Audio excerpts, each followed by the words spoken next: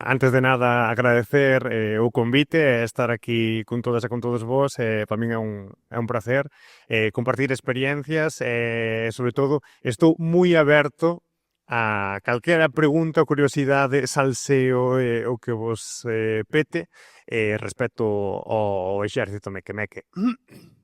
Como veredes, son unha persoa que tuse moito para ter un podcast e de lo estar notando ao longo destes 30 minutos. Pero bueno, por comentar así para que a xente que non coñeza, o Exército Mequemeque é un videopodcast que se creou alá por 2021. Sendo sincero tamén, eh, a intención do podcast non era crear un podcast porque sí, eu sempre identifico o Exército Mequemeque como unha iniciativa a favor da lingua galega que quería basicamente chegar a un espectro que a min me causaba curiosidade, que é o mundo do podcast e concretamente, no noso caso, videopodcast. Eu era consumidor de podcast super coñecidos, que todo o mundo coñece, que case sempre están apoiados por cadeas de radio super coñecidas e a nivel estatal. Por exemplo, dentro do panorama galego había, ou eu notaba unha falta de contido que me representara a min concretamente. Eu son un millennial puro e duro, e eu notaba pois que faltaba iso, non? O que se soe coñecer como a xava xeración, esa xente que nos criamos vendo o Xabarín, que consumimos todo o que había nos 90, 2000, e basicamente nace para cubrir iso, non? E sobre todo crear referentes en lingua galega que falaran a mesmo tipo de linguaxe que fala pois un millennial e que ten os mesmos recordos, a mesma nostalgia dunha Galiza que era dos 90 e que temos uns referentes que, por exemplo, os que son máis vellos xa non os teñen e os que son máis novos estamos totalmente desconectados con eles, non? Pois era crear iso. E sobre todo moitas veces choca cando preguntan iso de por que nace o exército mequemeque e tal. A xente soe pensar que é un pouco por, uns amigos que se xuntan e fan un podcast, non? Pois non. É unha iniciativa máis a favor da lingua e nace, pois, ao final, con ese trasfondo. Eu, por exemplo, dedícome á comunicación digital, concretamente á estrategia digital, e xa no 2000, despois da pandemia, por temas profesionais, sabía que o sector do podcast, e concretamente do videopodcast, iba a medrar moitísimo, non? Entre a inquedanza de ter feito radio anos antes e tamén esa visión de que había un algo que estaba xa formigando que en galego estaba tamén, pois, o mellor no tema de videopodcast non tanto, non? Un podcast lévase facendo hai 20 anos, pero que iso, que non había algo que me representara a min neste caso. Por sorte, agora mesmo sí que hai moito podcast da millennial, vamos dicir así, non tan millennial, xente moi nova tamén facendo podcast, pero vía que había algo que estaba xa aprendendo, non? E por iso foi un pouco lanzarse a idea de, crear un videopodcast, que xa un podcast dá traballo abondo, gravar ben o son, ter uns bons micros, a xente que lle pon, pois, efecto sonoro, pois eso ainda costa tamén, pois veña, meterlle o problema técnico de gravar tamén con vídeo. Foi un pouco probar así, nos empezamos a gravar en Ames Radio, unha emisora local tamén do Concello de Ames, utilizábamos o espazo da radio e cun móvil encima dun trípode de forma moi cutreira, pois empezamos a facer así os primeiros programiñas. Empezamos a sumar móviles, seguimos gravando en móvil, non temos cámaras nin nada polo estilo, e así naceu, basicamente, e ese é un pouco o obxectivo. Xa vamos a iniciar agora a quinta tempada, concretamente a semana que ven, así que é fantástico poder anunciarvos que a semana que ven o Exército Mequemeque volve outra vez ás ondas e a todas as plataformas. E iso un pouquiño, pois, dar a ver o que sería a realidade galega desde o punto de vista de xente da miña xeración, concretamente, non? Que é certo que ao final hai xente pois, de outras xeracións que tamén ven o Exército Mequemeque, que comparten pois os mesmos recordos, por decirlo así, as mesmas gracias, Iso. E despois tamén donde nós intentamos espallar moito, polo menos, chegar á xente, xa se estaba comentando antes, e seguramente toda a xente que pase por aquí vai no comentar tamén, é a través das redes. Eu se teño que poñer a man no lume por canta xente ve o programa inteiro, nin miña nai ve o programa inteiro, é dicir, vexo eu para ver que non hai erros técnicos e xa está. É certo que hai unha xente moi fiel, porque velo aí nas estadísticas de Spotify, que se ven o programa inteiro, non ves que o pico cae un pouquiño, mantense e chega a sintonía final e xa cae de golpe, non? Pero o certo é que a xente que coñece realmente o exército meque coñéceno por Instagram e por TikTok. E por iso fomos realistas. Claro, o programa empezou durando 1 hora e dixemos, ninguén... hai que ser realista. Ninguén vai comer 1 hora. Había xente sacrificada que sí que o facía e cortámoslo a media horiña. E despois tamén está moi pensado para a rede social, non? É certo que non hai nada planificado, unha das cousas que dicimos e non é broma é que o guión é casi inexistente, temos unha folla de ruta que nunca cumprimos e que, bueno, imos un pouco tirando de improvisación. Eu teño tamén a sorte de contar con xente super boa a nivel audiovisual, que, jolín, que son persoas do mundo do audiovisual que o petan e que son xeniais e que teñen algo tamén dentro que lles ferve que fan que as cousas sexan super sinxelas, non? Se foran como a min, pues teríamos o mellor máis cortados ali ou nos custaría máis arrincar cousas, pero por iso, que ao final combinouse xente moi especial nun mesmo sitio para facer.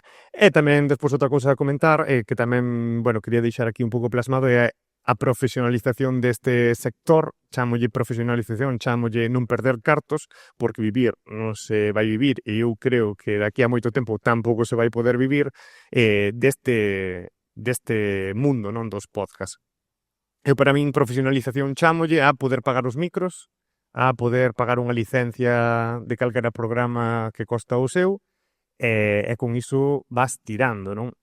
No noso caso, por exemplo, eu dei o paso valente e espero nunca arrepentirme, non o tomo como unha inversión de facer un estudio propio, co que conleva iso económicamente. Eu sempre, cando me preguntan, sempre me encanto che custo, e dixen, chegou unha cifra que deixei de contar, é dicir, xa empezou a haber gastos e eu xa dixen, non vou a seguir facendo Excel pa diante. E claro, iso é un compromiso que que asume.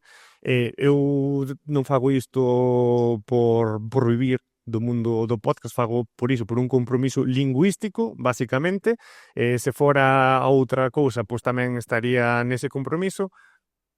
Eu entendo que se queremos facer un produto bo para que a xente o consuma, se sinta orgullosa de que haxa este tipo de contido en lingua galega, pois tes que apostar, non? É unha forma de apostar, pois é puñendo, pois iso, un pouco de cartos do teu peto para que saia adiante. Vos sabedelo tamén como a min, uns micros vos costan moitos cartos. No caso tamén de gravar en vídeo, gravar con varias cámaras, como aquí está pasando aquí, costa cartos. Pero bueno, falo por amor a isto, non? E por iso decía o de profesionalización, non no sentido de que haxa persoas que vivan profesionalmente disto, que eu volvo a decir, para min pareceme agora mesmo dificilísimo. Eu diferencio entre vivir e sobrevivir. Hai persoas, por exemplo, non, no mundo das redes sociais que viven das redes sociais. Eu, para min, chámolle sobrevivir das redes sociais, porque cando un se fai vello, porque eu cando empecé con 20, bueno, non tiña nin 20 anos no mundo das redes sociais, a mí se me chegaran 1000 euriños ao mes por subir vídeos ás redes, pois aínda me chegaba, é dicir, aplaudía e sentiríame moi orgulloso. Pero xa con máis de 30, se me chegan 1000 euros ao mes solo, non me dá para pagar alugueiro, non me dá para comida, non me dá para pagar o seguro do coche. É dicir, unha cousa é sobrevivir e outra cousa é poder profesionalizar e vivir realmente ben disto, non? E como ahora mesmo vexo que está moi difícil a cousa, xa non só porque sexa en lingua galega, que eu non creo que eso sexa o problema, porque se o fixera en español tamén habería problemas, ninguén, bueno, non vou dicir ninguén, pero está moi difícil poder vivir disto. As persoas que o fan en español e que viven disto é grazas a que teñen detrás un paraugas moi grande que se chama Cadena Ser, que se chama Podimo, que se chama Spotify, e que grazas a esas grandes corporacións pois poden vivir realmente de facer podcast ou contido parecido a un podcast, non? Pero iso, sobre todo aproveito, non, estes micros que me cededes para animar a que as empresas de aquí pois ao final aposten polas persoas que crean contido en galego, non? Coñecemos moitas empresas grandes que tiran de creadores e creadoras que son galegos, sí, pero que non fan contido en lingua galega. Casi podríame atrever que o seu vínculo con este país é casi polo Día das Letras Galegas por subir un vídeo dicindo a súa palabra favorita. E claro, habendo xente aquí comprometida que fai contido en lingua galega, que vive aquí a realidade de aquí, pois que non estaría nada mal non apoiar. Xa non lle pido á Xunta, que se teñen outra idea de facer o xacobeo con alguén, pois, bueno, podían buscar outra persoa. Pero polo menos as empresas que se din, non, que teñen ese sentimento de país ou de buscar a denominación de orixe, pois que mellor, non, de xente que está facendo cousas aquí e que vive a realidade aquí e a expresa na súa lingua. E isto axudaría, non, a que máis persoas que se queren animar a crear contido, pois ao final o acaben facendo tamén na súa lingua, non? Que é unha das cousas que sempre escoito nos institutos es que en castellano llego máis gente. É dicir, tengo Latinoamérica aí, millones de personas. Claro, si vendemos a rapazada ese tipo de discurso, pois ao final apostarán por facelo noutras linguas e non na súa lingua, non? Que hai moita xente que fai contido que é galego falante, pero diante dun móvil ou diante dun micro dun podcast cambia por ese prexuízo ou esa falsa promesa de que chegará un público enorme, masivo e será, lo más, non? Non sei, se algunha cousa máis ou algunha pregunta, Paco.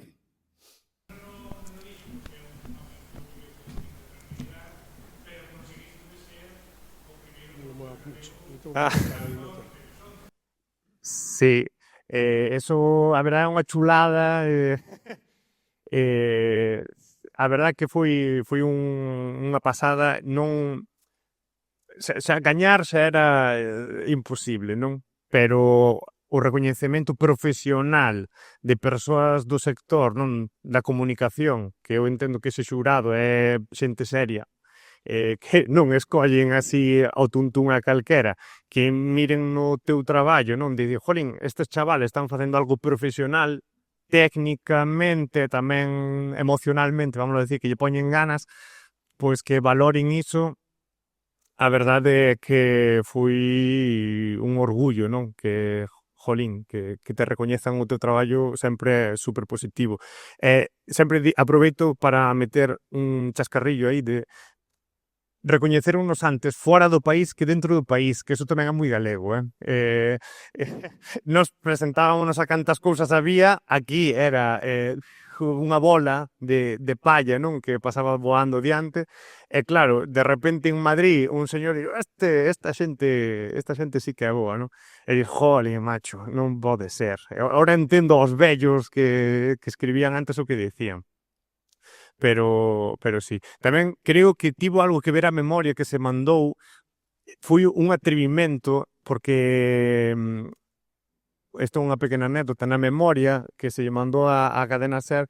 Escribinches literalmente na primeira frase: xa sei que vai gañar un podcast en catalán, pero aquí tamén facemos cousas, non? Non sei se lles faría gracia, se o tomaron a ben e tal. Gañou un podcast en catalán, teño que dicir, cumpliuse a profecía, pero sí, eu creo que tamén que grazas á nominación esta, moita máis xente animouse a participar en certames como este, en moitas outras. É dicir, que houve xente que dixo, ostras, que eu tamén fago contido parecido e eu tamén podo ser optar este tipo de premios e este tipo de recoñecementos. E iso é fantástico, non ser un poquinho a punta de lanza que anima a que moita xente veña detrás tamén a participar e a crear contido tamén en lingua galega. Pola mañán falábamos de que a radio tradicional a casa da radio tradicional se construía con 4 tipos de ladrillos, coa palabra, a música, os efectos sonoros e o silencio. Que eses 4 tipos de ladrillo tamén valen de algún xeito para a construción do podcast, pero que en calquera caso era recomendable pegar eses ladrillos co cemento do humor. O humor, o utilizades en Exército Meque, fálanos de como utilizades o humor para o voso podcast, para o voso vídeo podcast, e cal é a temática, por así dicilo, se hai un fío conductor en todos os programas. É un gran tema porque eu sempre que comezamos a tempada sempre fago un pequeno recordatorio, fago 2. O primeiro que lle digo aos compañeros é o día que non veñamos aquí como desganados a facer o programa acabouse o Exército Meque, se o facemos é porque nos está gustando. E despois outro é que tipo de humor utilizamos. É un tipo de humor que está totalmente vetado, é o humor landorroveniano, é dicir, alonxarse o máximo dese humor estereotipado que vemos moitas veces na televisión pública, é que basicamente se pode ver no Land Rover, non? Con todo o cariño, e non digo que o Land Rover estea mal, ten que existir un Land Rover e parabéns polo programa, non? Pero eu creo que tamén hai que crear outro tipo de humor. E para min un humor que hai que evitar e que creo que está demasiado extendido é ese humor estereotipado galego, que ademais son estereotipos de como nos vemos de fora. Se me di, son estereotipos de como nos vemos entre nós, podo cho comprar, non? Eu, por exemplo, eu son de Santa Comba, eu teño estereotipos contra a xente pesca da Costa da Morte. Son estereotipos que, dentro da súa forma sana de entendelos, son, gracias, non? Entre diferentes comarcas que podes tomar con humor. Pero os estereotipos que moitas veces se ven que imperan, non? Na creación de contido, tanto en podcast, redes sociais ou programas de televisión, son estereotipos de como nos ven a xente de fora e tran eses estereotipos os reflexan, non? Nos programas.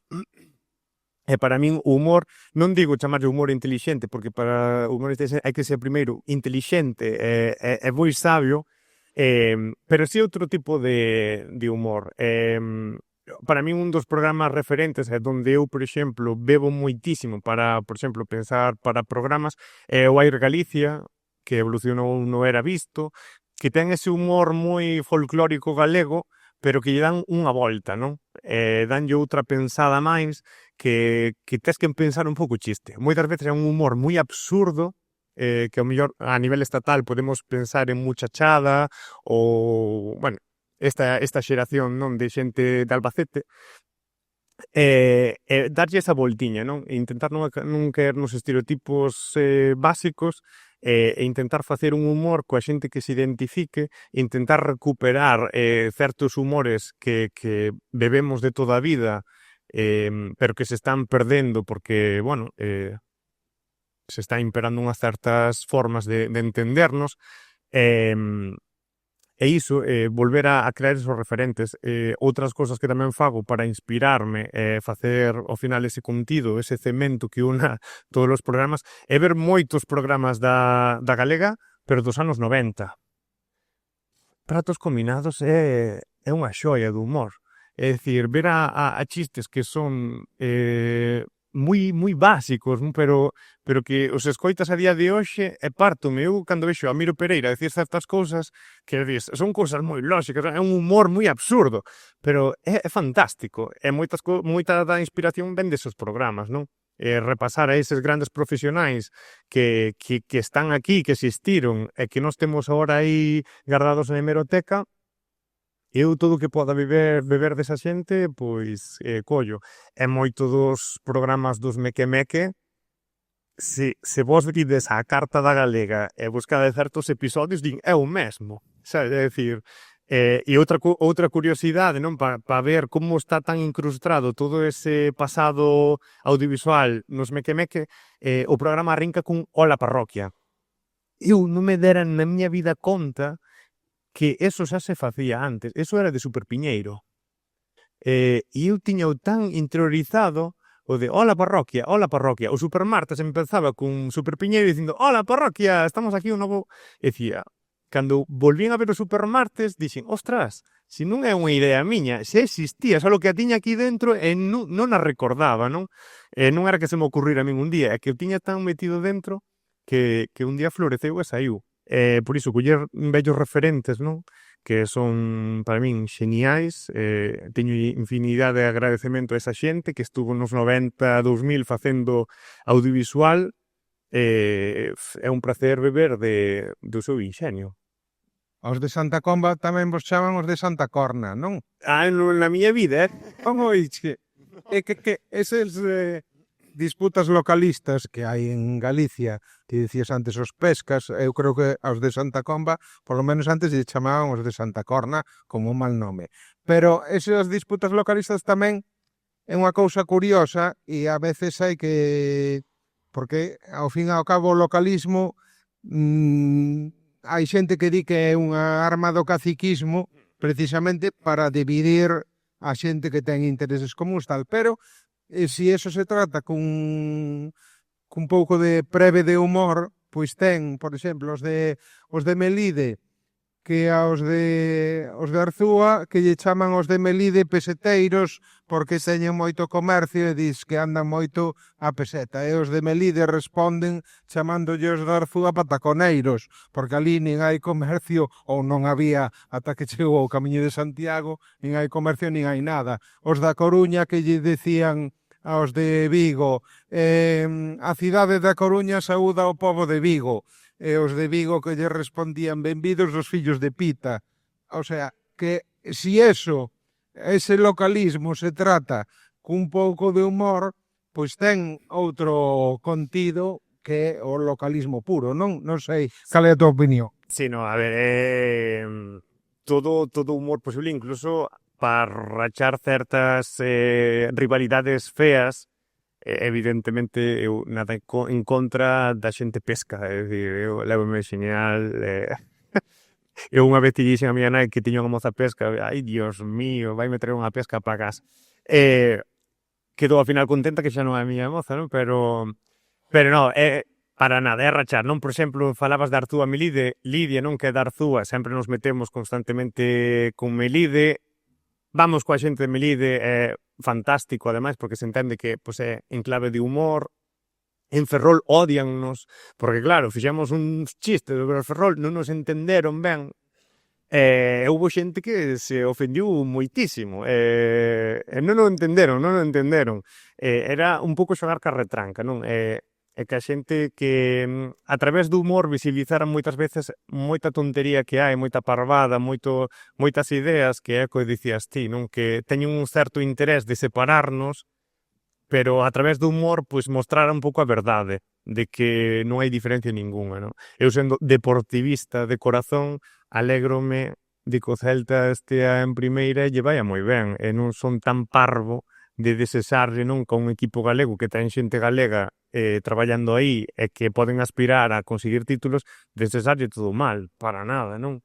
Evidentemente encantaríame que o Depor estuvera nesa situación, pero é utilizar o humor para intentar vencer ese tipo de mensaxes, pero iso, sobre todo con humor. É que non quero aquí quedar de cultureta, dicir frases que non corresponden á xente, pero non sei que persoa moi sabia decía de que a través do humor se mostra a verdade, non? Claro, se ti utilizas ese enclave de humor sempre sin ofender, non? Que eso tamén o intentamos facer, porque eu sei que a xente pode, pois iso, molestarse, pois sempre sen facer dano, pois intentar xogar con iso, non? Creo que máis ou menos imos aí sorteando ben, a xente pois nunca se enfada, sempre o toman a ben, e metémonos sempre con cariño. Depois, outra cousa que me fai moitísima gracia que somos moi malos, non? O exército de Mequemeque son os malos de Xinchán, non? Somos malísimos, malísimos, pero cando pasa algo realmente malo ou falamos de temas moi críticos, somos primeiro, non fagades isto, non tomedes drogas, non... É dicir, malos malísimos, pero damos recomendacións moi boas de, de portarse ben, de non romper mobiliario urbano, de ser boiños, non? É dicir, hai que saber tamén en que situación estás. Nos non chegamos, non temos unha gran audiencia para poder dicir que influímos en xente, pero é certo bueno, se hai persoas que nos escoitan, podes ao final crearlles certos argumentos, certos relatos, e por iso hai que tamén tratalos con certo sentido, non? De dicir cousas con xeito, e se algunha vez que seguramente nos pasou, pois dis cousas que non hai que dicir, ou alguén se pode ofender, pois nada, se pide desculpas, e bueno, que ao final é o xugar iso que retranca, non? Ninguén... A min de Santa Coma podes dicir que che dé a gana, a min dame igual. É dicir, sei que non é por mal, non? Se alguén se intenta dicir algo ou facer algo para atacar, é problema de quen está facendo os ataques. A min ni me vai ni me ven. Eu sei o que son, sei o que facémolo con todo cariño, con toda a boa vontade do mundo, e non facemos mal, ou non queremos facer mal. É máis, sempre digo que nós imos moitísimo a nosa bola, porque como todos, temos 1000 traballos para sair adiante. Decía yo ahora a Fran, acabo aquí, teño que facer máis traballo fora, é dicir, teño a cabeza en 1000 cousas para pensar pues iso, en facerlle mal a alguén, non? En calquera caso, eu creo que tedes gran capacidade de medre, porque o humor, ademais de ser unha ferramenta moi eficaz, é tamén un dos factores de identidade de Galicia, porque calquera sabe e calquera ten visto en moitas ocasións que é moi habitual que persoas de fora de Galicia non entendan o humor galego. Decía Castelao, se aínda somos galegos é por obra e gracia do idioma, pero eu creo que se podería dicir tamén que se aínda somos galegos é por obra e gracia do humor, porque bueno, pois o humor tamén é unha forma de ser dos galegos e das galegas diferente, nin millor nin peor seguramente, pero diferente a de outras partes do mundo, non? O humor é universal tamén, é dicir, nós sempre como que nos echemos de orgullo, non? Que a retranca é nosa, a nosa forma de entender ese humor, pero fora enténdeno perfectamente tamén, non? Ao mellor costará o primeiro.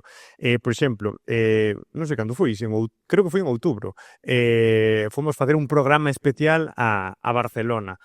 Entenderono todo. Xa en primeiro, entenderon o galego, xente de todo o estado, e o humor tamén o entenderon perfectamente. É dicir, sabían moi ben por onde Pero é que en Barcelona hai moito galego emigrante. Si, había de xente galega, xente filla de galegos ou netos de galegos que chapurreaban o galego, que é algo fantástico. Escoitaron a persoa tal e di que será esta Fonsagrada? Non, se son de Mataró, pero a meu avó era galego. Pero sí, que é unha forma pois diso, universal de entendernos todos, e moitas veces a través do humor pois é moito máis fácil, como dicías ti, chegar á xente, non? Eu creo que quen o ten realmente difícil son as persoas que facedes contido realmente serio, importante, vámoslo decir así, chegar, non? Buscar a forma de que as persoas que nos están escoitando, cando ti queres transmitir algo serio, importante, pois que estean atentas, que o perciban, que o entendan, e ten moitísimo máis valor a hora de crear ese contido, ese formato, que facer unha gracia, que tamén é difícil, facer rir é moi difícil, pero bueno, despois facer outros contidos máis serios, que a xente pois, se quede enganchada, que queira escoitar máis, tamén é custoso, cando escoitamos a certos podcasts, non, de xente así como que ten a voz incluso moi grave, son moi eminentes e tal, e dis, jolín, como enganchan, non? Para que como que quedas con ganas de seguir escoitando máis e máis. Para min é só máis difícil, o de crear un bo guión, un bo discurso, eso, nós facemos poesía de verso libre. É moi fácil, non fai falta nin rimar. pero as persoas que fan sonetos, eso realmente leva o seu traballo, non? Sin menospreciar a ningún dos xéneros. Algunha pregunta? Sí.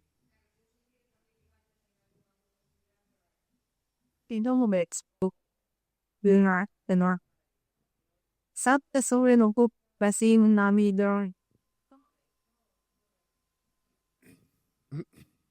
Fora daqui.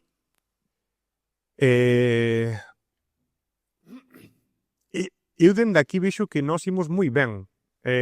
Por exemplo, alá en Barcelona eu vía como estaban o resto de por alá e dicía, nos vai nos genial, é dicir, moi ben os galegos.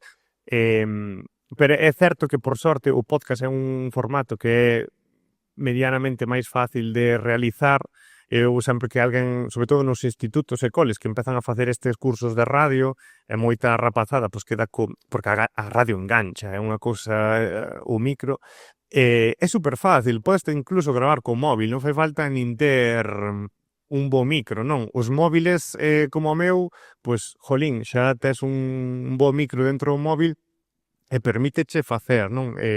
Contido, subilo rapidamente a plataformas como iBooks, Spotify, e xa te está escuitando todo o mundo.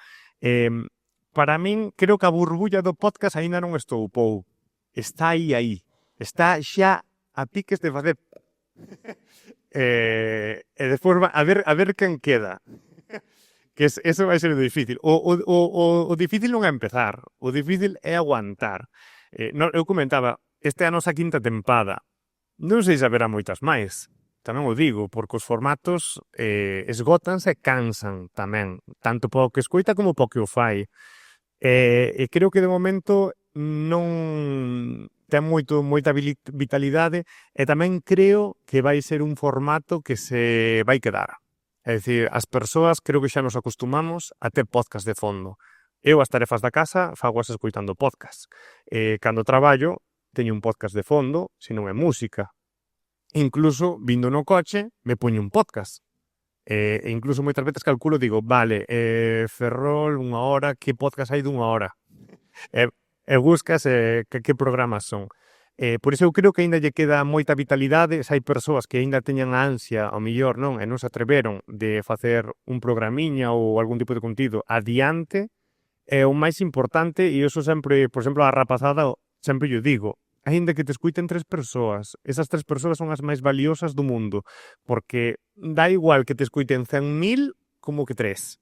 Eu prefiro 3 que realmente, se un día quedo aquí ou topo, vamos tomar unhas cañas e se son encantadoras, que te escuiten 100.000 ou fagan por moda, non? Ou porque, bueno, é unha gran radio detrás que te está aupando, non? E por iso eu creo que aínda lle queda moito esa burbulla.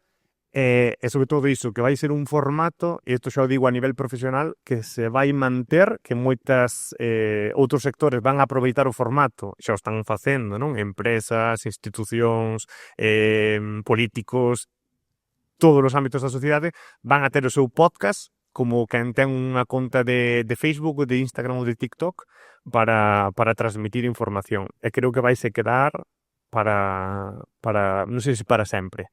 Pero a radio, desde que se creou, aí está, a televisión tambalea, pero a radio continúa, e non está no seu mal momento. Así que eu creo que o podcast tamén vai ser. Tampouco creo que o podcast sustituya o que entendemos como a radio profesional, por moito que a mellor haxa a intención de sustituir programas por podcast e cosas así, creo que vai ser algo complementario e que van a estar aí a par. Moitas grazas a Carlos García Vieito, de Exército Meque Meque, e toda a sorte do mundo neste concurso que daremos a coñecer o listado dos programas gañadores mañá a 1:30. Moitas grazas. Obrigadísima.